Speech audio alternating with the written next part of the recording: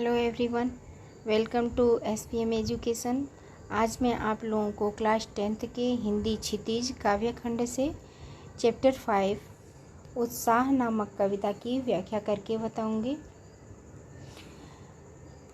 यह कविता सूर्यकांत त्रिपाठी निराला जी द्वारा लिखित है। सूर्यकांत त्रिपाठी निराला जी का जन्म सन 1897 ईस्वी में हुआ था। इनकी मृत्यु 15 अक्टूबर 1961 ईस्वी में हुआ। इनका जन्म स्थान बंगाल के महिषादल राज्य में है।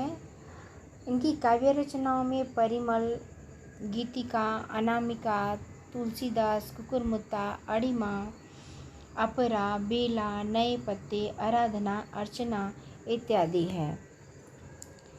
सूर्यकांत त्रिपाठी निराला जी की जो यह रचना है उत्साह, यह उत्साह नामक रचना एक आवाहन गीत है। इसमें कवि जो है मेघ का आवाहन करता है, बादल को बुलाता है और बादल से कहता है कि हे बादल तुम आओ और गरजो। बादल को आवाहित करता है। यहाँ पर कवि मेघ को आवाहन करते हुए परोक्ष रूप से कवि को आवाहित करता है और कवि लोगों को बुलाता है कि हे कवि आप आओ और अपने शब्द रूपी बरसात करके मनुष्यों के तप्त हृदय को शीतल कर दो। प्रत्यक्ष रूप से कवि यहाँ बादल को आवाहन कर रहा है, लेकिन परोक्ष रूप से कवि का आवाहन कर रहा है। प्रत्यक्ष में कवि यह कह रहा है कि बादल तुम अपनी बूंदों की बरसात करके तप्त पृथ्वी को शीतल करो, और परोक्ष रूप से उसके कहने का तात्पर्य यह है कि हे कवि आप आओ और अपने शब्दों की, अपनी कविताओं की रचना करके, अपने शब्दों की बरसात करके और इस तप्त हृदय को, मनुष्य के तप्त हृदय को शीतलता प्रदान करो। जिस समय की यह रचना है उस समय हमारा देश अंग्रेज़ों की दास्ता में था और अंग्रेज़ों की दास्ता से मुक्त होने के लिए चारों तरफ सभी के हृदय में एक हाहाकार मचा हुआ था और इसी हाहाकार का परिणाम है यह कविता उत्साह। कवि सूर्यकांत त्रिपाठी निराला जी भी अपने देश को स्वतंत्र कराने के लिए सामंतवादी व्यवस्था का अपनी कविताओं में उन्होंने विरोध किया है और देश को स्वतंत्र कराने के लिए उन्होंने अथक प्रयास किया और उनके इसी प्रयास का यह एक उत्साह नामक कविता एक दृष्टांत है। यह कविता जो है यह एक छंद मुक्त कविता है, आवाहन गीत है और इसमें प्रतीकात्मक शैली का, जो कि छायावादी काव्य की एक मुख्य विशेषता होती है, प्रतीकात्मकता, इसमें भी प्रतीकात्मकता का ही प्रयोग किया गया है। चलिए हम इस कविता को प्रारंभ करते हैं। बादल गरजो, घेर घेर घोर गगन धराधर ओ। कवि कहता है कि बादल गरजो, हे बादल तुम गरजो, घेर घेर घोर गगन धराधर ओ।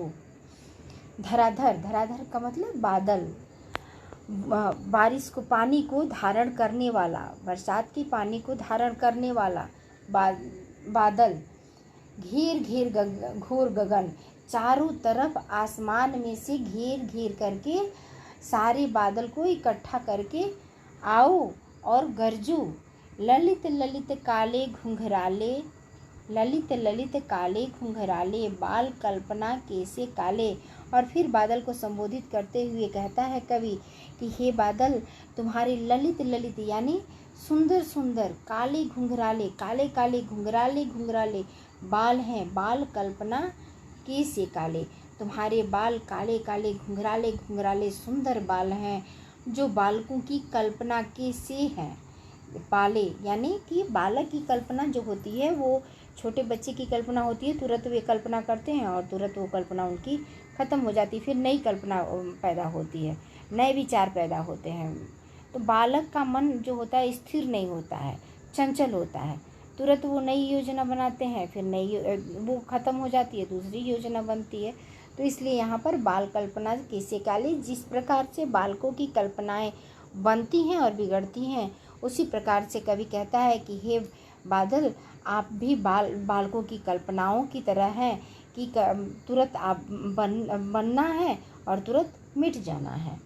विद्युत छवि उर्मे कवि नवजीवन वाले।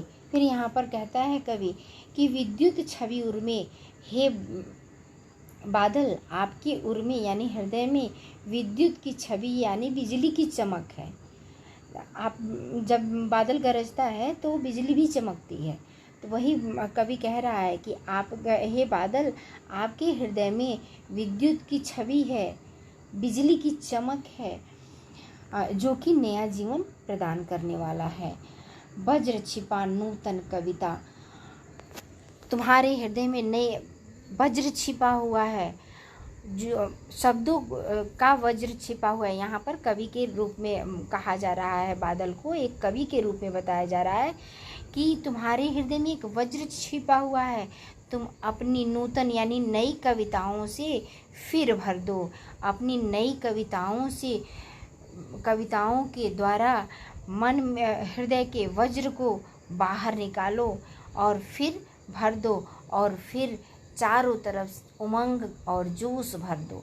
अपनी कविताओं का यहाँ पर कहने का तात्पर्य कवि का है कि हे कवि, आप लोग चारों दिशाओं से आओ, चारों दिशाओं से घेर करके आप लोग आओ और नई नई कविताओं का प्रादुर्भाव करो, और अपनी नई नई कविताओं का प्रादुर्भाव करके जो सोए हुए हृदय हैं उनको जगा करके और फिर से उमंग भर दो।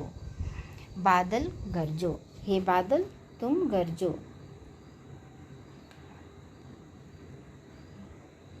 बिकल बिकल उन्मंथे उन्मन विश्व के निदाद के सकल जन। फिर आगे कहता है कवि कि बिकल बिकल उन्मन थे उन्मन, बिकल यानी व्याकुलता, चार तरफ व्याकुलता थी, उन्मन यानी अनमनापन था, विश्व के निदाद के सकल जन।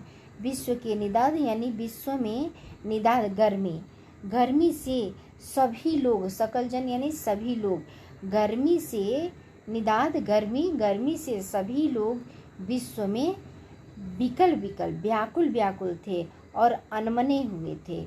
आए अज्ञात दिशा से अनंत के घन, हे बादल आप आए अज्ञात दिशा से, आप पता नहीं किस दिशा से चले आए, अनंत के घन, नहीं समाप्त होने वाले दिशा से, जो जिस दिशा का कोई अंत नहीं है, जिसका हमें पता ही नहीं है, उस दिशा से आप हे बादल चले आए और तप्त धरा जल से फिर शीतल कर दो।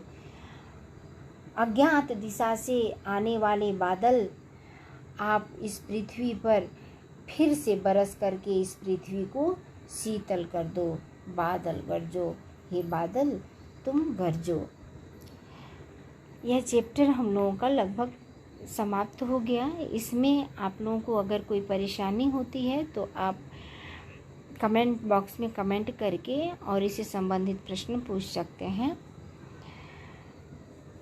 Thank you.